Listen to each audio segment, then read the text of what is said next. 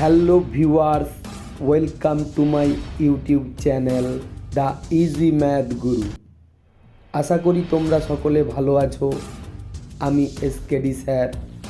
আজ আমি আসন্ন 2024-এর মাধ্যমিক পরীক্ষার্থীদের গণিত বিষয়ে প্রশ্নপত্রের প্রতিটি দাগের প্রশ্নের কিভাবে উত্তর করতে হবে তা নিয়ে আলোচনা করব। এই ভিডিওটি তোমরা প্রথম থেকে শেষ পর্যন্ত স্কিপ না করে দেখবে। আশা করি ভিডিওটি তোমাদের ভালো রেজাল্ট করতে সাহায্য করবে। চলো শুরু করা যাক। একের দাগে 6টি সঠিক উত্তর নির্বাচনের কোনোটিও না ছাড়া ভালো। যদি সমাধান নাও হয়, অনুমানে একটি উত্তর লিখে এলেও 25% সঠিক হওয়ার সম্ভাবনা থাকে। 1 নম্বরের উত্তরগুলো সঠিক থাকলেই পুরো 1 নম্বর দেওয়া হয়। রাফ ওয়ার্ক না থাকলেও চলবে। 2-এর দাগে শূন্যস্থান পূরণের 6টির মধ্যে যে কোনো 5টি করতে দেওয়া থাকলেও সবকটির উত্তর দেওয়া ভালো, কারণ উত্তরের প্রথম দিকে 2-1টি ভুল হলেও অতিরিক্ত সঠিক উত্তরের নম্বর গ্রহণ করা হয়। 3-এর দাগে সত্য বা মিথ্যা সবকটি উত্তর লিখলে ভালো হয়। কোনো একটি প্রশ্নের সত্য বা মিথ্যার উত্তর একবার লিখতে হবে।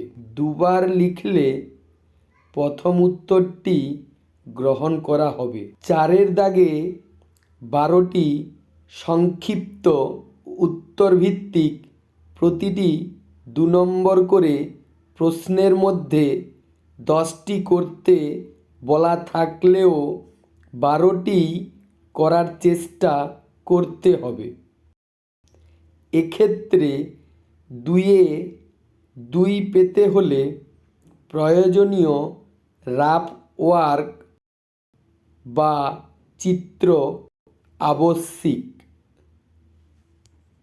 5-এর দাগে 5 নম্বরের পাটিগণিত থেকে 2টি অঙ্কের মধ্যে 1টি করতে হয়।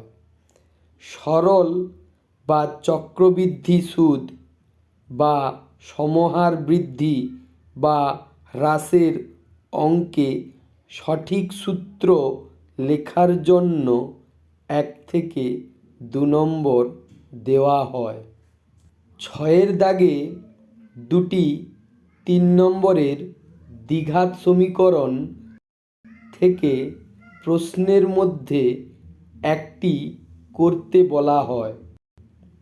এখানে দ্বিঘাত সমীকরণ আকারে প্রকাশ করার জন্য বা 2টির একটির সমাধান বের করার জন্য আংশিক নম্বর থাকে। 7-এর দাগে একটি দ্বিঘাত করণী ও একটি ভেদ থেকে মোট 2টির মধ্যে একটি অঙ্ক করতে হয়। অশূন্য ভেদ ধ্রুবক না লেখার জন্য 1 নম্বর কাটা যায়। 8-এর দাগে অনুপাত ও সমানুপাত থেকে 2টি প্রশ্নের মধ্যে 1টি করতে হবে। অশূন্য সমানুপাত ধ্রুবক না লেখার জন্য 1 নম্বর কাটা হয়ে থাকে। 9 নম্বর দাগে 5 নম্বরের দুটি উপপাদ্যের মধ্যে একটি করতে বলা হয়। উপপাদ্যের প্রয়োগ উচ্চতা ও দূরত্বের অঙ্কে ভুল ছবি বা ছবিহীন উত্তরের জন্য উত্তর সঠিক হলেও 0 নম্বর দেওয়া হয়। 10 নম্বর দাগে দুটি 3 নম্বরের উপপাদ্যের প্রয়োগে একটি করতে হয়। নির্দিষ্ট নামকরণ দেওয়া থাকলে প্রদত্ত নাম দিয়েই ছবি ও প্রমাণ করতে হবে। 11 নম্বর দাগে দুটি সম্পাদ্যের মধ্যে একটি 5 নম্বরের সম্পাদ্য অঙ্কন করতে হয়। লম্বভ্রমের কারণে দৈর্ঘ্য ছোট বড় না হয় সেদিকে লক্ষ্য রাখা দরকার। জ্যামিতিক পদ্ধতিতে 35-এর বর্গমূল নির্ণয় অঙ্কে 5.9 প্রায় লিখতে হবে। 5.9 লিখলে 1 নম্বর কাটা যাবে। 12 নম্বর দাগে ত্রিকোণমিতি থেকে 3 নম্বরের 3টি অঙ্কের মধ্যে দুটি করতে হয়। আদর্শ কোণের ত্রিকোণমিতিক অনুপাতের সঠিক মান বসাতে পারলেই 1 নম্বর দেওয়া হয়।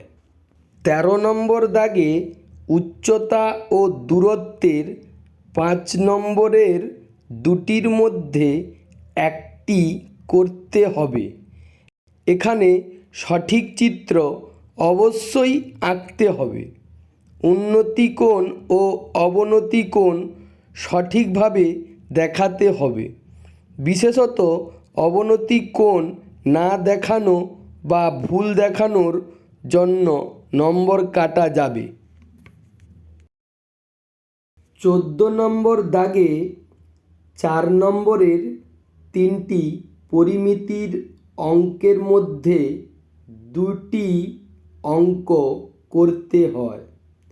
উত্তরে সঠিক একক না থাকলে 1 নম্বর কাটা যায়। 15 নম্বর দাগে রাশিবিজ্ঞানের গড়, মধ্যমা, অজাইব ও সংখ্যাগুরু মান থেকে 4 নম্বরের 3টি প্রশ্নের মধ্যে দুটির উত্তর দিতে হয়। এখানেও গড়, মধ্যমা ও সংখ্যাগুরু মানের সঠিক সূত্র লেখার জন্য 1 করে আংশিক নম্বর দেওয়া হয়। তবে পরিসংখ্যা বিভাজনের শ্রেণীর যদি একক থাকে তবে উত্তরেও একক লিখতে হবে। আমার ভিডিওগুলি যদি তোমাদের ভালো লেগে থাকে তাহলে চ্যানেলটি সাবস্ক্রাইব করবে এবং লাইক ও শেয়ার করতে ভুলবে না।